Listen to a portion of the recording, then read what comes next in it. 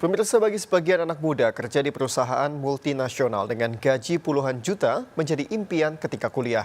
Namun di era sosmed, sebagian anak muda justru bercita-cita tidak memiliki gaji dan memilih untuk bersusah payah merintis menjadi pengusaha. Usaha itu bukan dari warisan orang tua, melainkan diperasnya dari tetesan keringat dan doa yang berubah menjadi aset bisnis miliaran rupiah dalam waktu 10 tahun.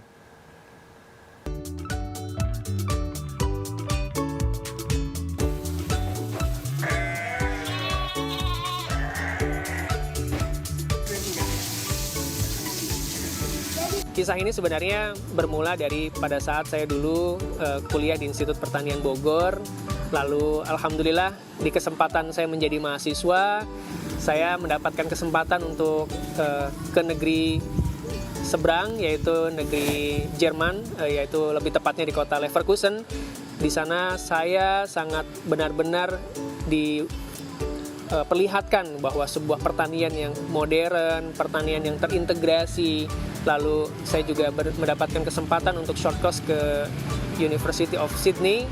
Di sana pun saya menjadi sangat terinspirasi dan menguatkan passion saya bahwa agriculture is the future gitu loh. Jadi makanya dari perjalanan jauh saya di negeri seberang menguatkan diri saya untuk kembali lagi ke desa, saya kembali lagi ke kota kelahiran untuk mengembangkan potensi-potensi yang ada. Nah, sobat petani dan peternak, menjadi sangat mulai tidak mudah perjalanan ini karena pada saat pulang dari Australia dan Jerman, saya merintis di kota Cilegon dengan peternakan terpadu yang saya rintis terus dari 2010. Mulai menjual hewan kurban itu mulai dari 10 ekor, 20 ekor. Alhamdulillah di 2015-2016 sudah sekitar 300-400an kita menjual hewan kurban. Nah, di saat itulah mulai muncul semangat, sudah 5 tahun pondasi jualan sudah cukup, maka muncullah 5 tahun periode kedua, yaitu membangun aset. Alhamdulillah, Villa Ternak menjadi motor kehidupan saya, lalu saya memutuskan untuk menciptakan atau misalkan memberanikan diri untuk keluar dari zona nyaman, yaitu dari dulu di tanah sewa, saya memberanikan diri untuk merintis di tanah Cikeray. Makanya disebut dengan Villa Ternak Cikeray. Kawasan ini saya sebut adalah tanah anugerah Tuhan. Kenapa? Karena dulu pada saat saya beli lahan ini masih bisa dibilang tanahnya sangat tandus, jalannya jelek, jauh dari perkotaan. Tapi saya sangat suka dengan mencoba yang anti mainstream. Jadi di sini kami pindah peternakan dari lahan sewa menjadi lahan milik sendiri. Nah, karena milik sendiri tentu ya kita buat sebagus mungkin dong. Bagaimana caranya kandang ini, asumsi orang itu kan jorok, kotor, bau, lain-lain. Nah, kita set up bagaimana caranya kandang itu nyaman, bisa didatangi orang, bisa menjadi agrowisata, dan bisa menjadi tempat edukasi anak-anak sekolah. Dan inilah menjadi momennya Villa Ternak. 2017-2018 kita sempat viral gitu ya.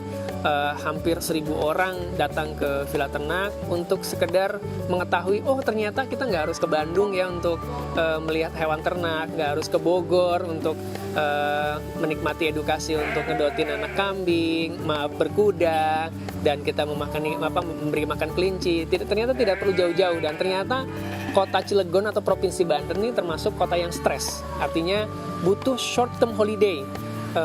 Apa sih kira-kira liburan di satu hari kita bisa menghilangkan stres, dan ternyata ini momennya. 2017-2018 alhamdulillah Villa Ternak mencoba menjadi leading sektor, terutama untuk di agroedukasi anak-anak sekolah. Hampir 10.000 siswa per tahun yang mendatangi Villa Ternak dan hampir 40.000 pengunjung wisata umum ya. Mungkin dari sekelas wisata masih cukup rendah, tapi untuk sekelas kandang yang bisa dikunjungi oleh orang itu sudah sangat luar biasa.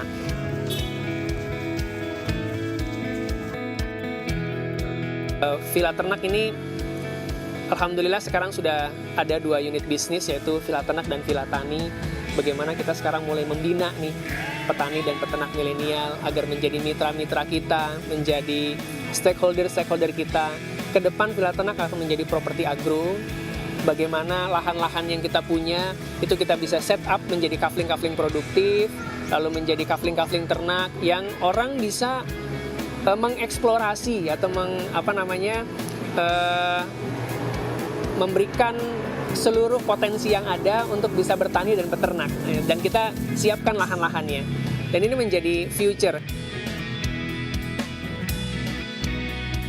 Ada posisi di mana orang punya lahan, tidak punya SDM, tidak punya kapital. Ada yang orang punya kapital, tidak punya SDM dan tidak punya lahan. Dan ada SDM yang dia tidak punya kapital dan punya lahan. Ini menjadi konektor. Saya berharap Villa Tani dan Villa Ternak menjadi solusi dari kedaulatan pangan atau kemajuan pertanian, bahwa kita sangat bisa menjadi leading sektor, apalagi sektor agriculture ini akan menjadi senjata hijau dari dunia, dan saya berharap kita semua memiliki peran. Nah, bagi teman-teman semua, kalau masih penasaran dengan apa yang kita lakukan, bisa berkunjung, lalu melakukan edukasi, dan mengeksplorasi apa itu pertanian terpadu. Saya berharap Sobat Tani dan Sobat Ternak ini menjadi ekosistem baru, sehingga kita bisa memberikan solusi kepada bangsa bahwa kita bisa menjadi leading di future gitu. Semoga bermanfaat Sobat Tani dan Sobat Ternak milenial. Masa depan ada di tangan kita dan kita harus menjadi bagian dari kemajuan bangsa. Terima kasih. Assalamualaikum warahmatullahi wabarakatuh.